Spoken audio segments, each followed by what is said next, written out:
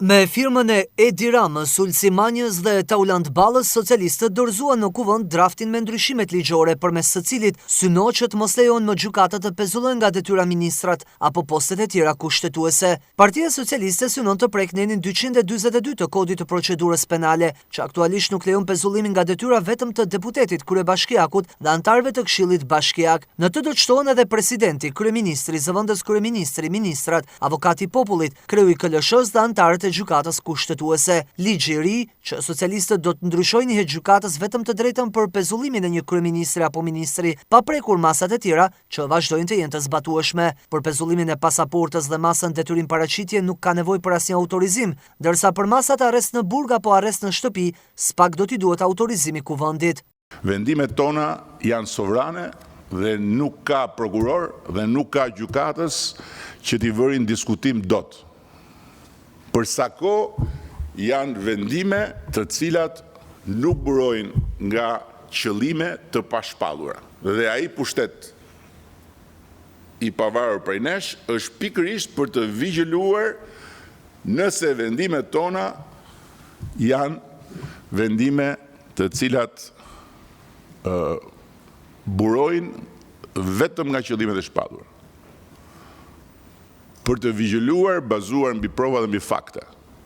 Jo për të vigjiluar bazuar në vënien në dyshim të çdo vendimi dhe në marrjen e vendimit të pezullimeve si të ishin simite, njerëzit që pezullohen.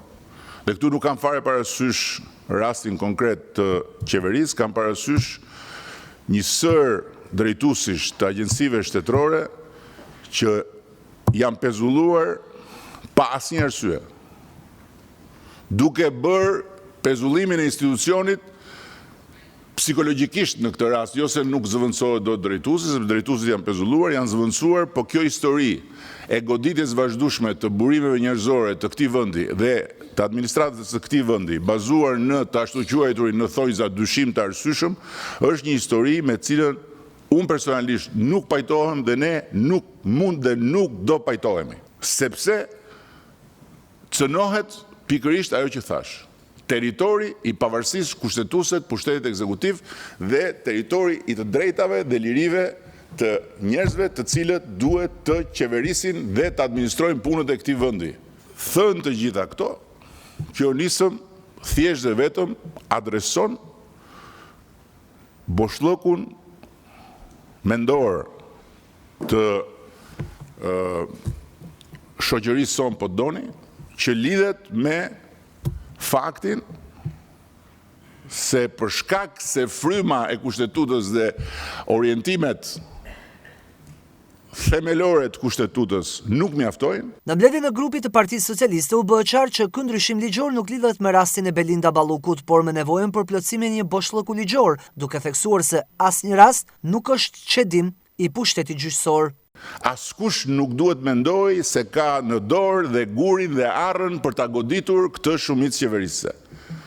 Kush e mendon kështu e mendon shumë gabim. Ashtu sikundër, askush nuk duhet ta mendoj se kjo masë apo të tjera masa që ne do të marrim në vijim kanë të bëjnë me ndonjë lëkundje të vullnetit ton për të mbështetur pa rezervë pavarësinë e sistemit drejtësisë. Jo. Ne duam një drejtësi të pavarur, fatmirësisht e kemi sot aq të pavarur sa që një prokuror në një rreth lëshon 33 masa arresti dhe harron të arrestojë veten e vet. Se përveç personit prokurorit që ka lëshuar 33 masa arresti, nuk ka mbetur askush pa arrestuar. Pa filluar gjyqi akoma, arbitraritet total. Kryeministri zbuloi për herë të parë se Belinda Balluku i ka dorëzuar 3 herë dorëheqjen, por ai ka refuzuar. Dhe të 3 herët jam unë që e kam refuzuar dorëheqjen. Sepse dorëheqje nën presionin e një fuqie që ka dalë nga territori i vet dhe është futur në territorin e pavarësisë pushtetit ekzekutiv nuk ka. Jam falenderues për faktin që nuk ka persistuar, po ka vazhduar ta marrë gjitha të balt mbi fytyrë, sepse unë nuk e pranoj dorëheqjen deri kur të plotësohen kushtet.